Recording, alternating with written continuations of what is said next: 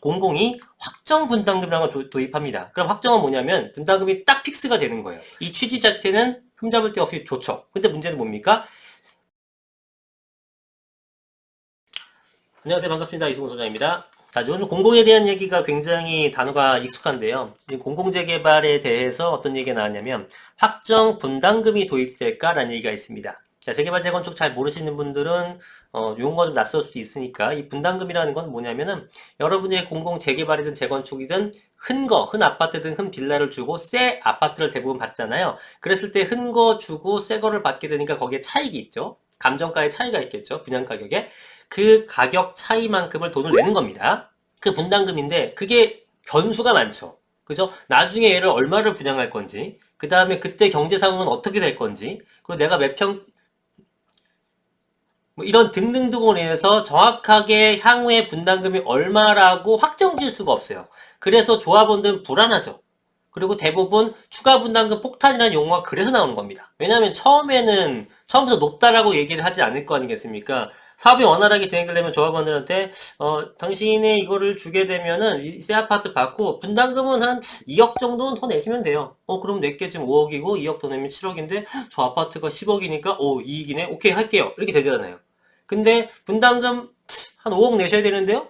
5억짜리 가서 5억 내고 10억이나 이거 내가 왜 해야 되지? 안 하겠죠. 그러니까 사업이 진척되기 위해서는 좀 보수적으로 이렇게 말하기보다는 굉장히 낮게 책정될 가능성이 있다는 겁니다. 그래서 실제로는 분담금이 한 2억 나올 줄 알았더니 나중에 보니까 3억이 나오고 3억 5천이 나오고 이러는 거예요. 그래서 제가 항상 그 재개발 관련 영상에서 말씀드리지만 투자에 임하셨을 때는 분담금, 예상되는 분담금보다 한 1억, 지역에 따라 틀리지만 5천에서 1억은 더 낼 생각을 아예 하고 들어가는 게 좋다. 이 말씀 드리는 게 바로 그런 이유 때문입니다. 그렇기 때문에 그게 되게 민감한데 공공이 확정 분담금이라는 걸 도입합니다. 그럼 확정은 뭐냐면 분담금이 딱 픽스가 되는 거예요.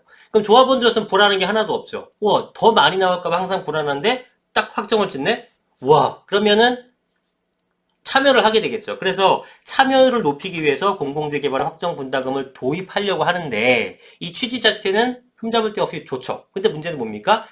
분명히 올라갑니다. 대부분은 이제 분담금이 올라가게 되는데 그걸 누가 내야 되는? 조합원이 이제 안 내. 누가 내요? 결국은 시행사에서 내냅니까? 공공의 시행사는 누구예요?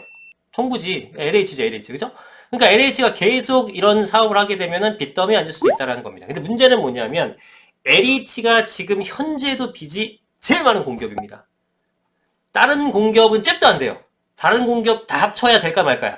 보세요. 지금 2024년에 LH 부채가 200조 원에 육박합니다. 여러분 감이 안 오죠? 200조 원 정도. 현재 이자만 200억입니다. 월.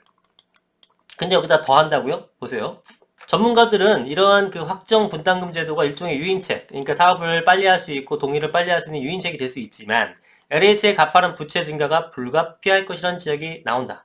당연하겠죠. 당연하겠죠. 그래서 LH의 지금 부채 규모를 보게 되면은 2024년 부채를 180조 원 수준으로 발표한 바 있다. LH가 자체적으로 발표한 게 180조 원이에요. 제가 볼 땐 200조 훌쩍 넘길 것 같습니다. 자, 2세 대책 사업비와 2사 대책 11, 19 전세 대책 이거 지금 다 공공에서 스스로 뭔가를 하려고 하다 보니까 LH가 점점 빚이 많아지는 거고 이걸 다 여러분들이 혈세부터 메꿔야 되는 거예요. 그죠? 아니 민간에서 할 수 있는 것들을 지금 공공재개발이라는 말도 이번에 처음 나온 거잖아요. 그냥 재개발, 재건축은 당연히 민간에서 하는 건데 공공재개발이라는 게 처음 나온 거예요. 공공하다 보니까 지금 돈이 또 들어가는 거잖아요. 그죠? 자, 부채 전망치는 더 커질 전망이다. 200조 원까지 부채가 들어갈 수 있는 분석도 제기된다. 현재 이자도 보세요.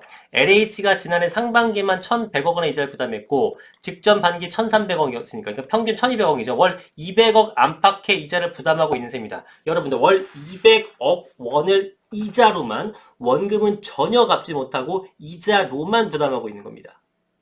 200억이면 여러분 하루에 주말이고 뭐고 상관없이 하루에 얼마 이자가 나가느냐? 6억 6천만 원입니다. 숨만 쉬어도 6억 6천씩 이자를 내야 되는 기관이 LH인데 그 LH에서 또 돈을 더 빚을 발행 지금 제가 볼 때는 구조조정은 LH가 해야 돼요. 지금 공공의 어떤 규모를 줄이고 민간의 시장이 많이 맡기면서 최소한의 할 일만 해놓고 공공에 나서서 LH가 뭘 나서서 할 때가 아니라는 겁니다. 이거 어떻게 할 겁니까? 월 200억씩 내는 회사 본 적 있어요, 여러분들? 일반 기업에서는 벌써 망하고도 역사 속에서 사라져버릴 기업인데 공기업이라는 이유만으로 물론 LH라는 기업의 특성상 이게 빚이 많을 수밖에 없는 구조긴 해요. 왜냐면은 저렴하게 또 시세로도 나눠줘야 되고 국민들을 위한 임대주택도 지어야 되고 당연히 시세대로 할 수는 없는 거죠. 그러나 그것도 정도가 있지. 200조가 뭡니까? 200조가. 예.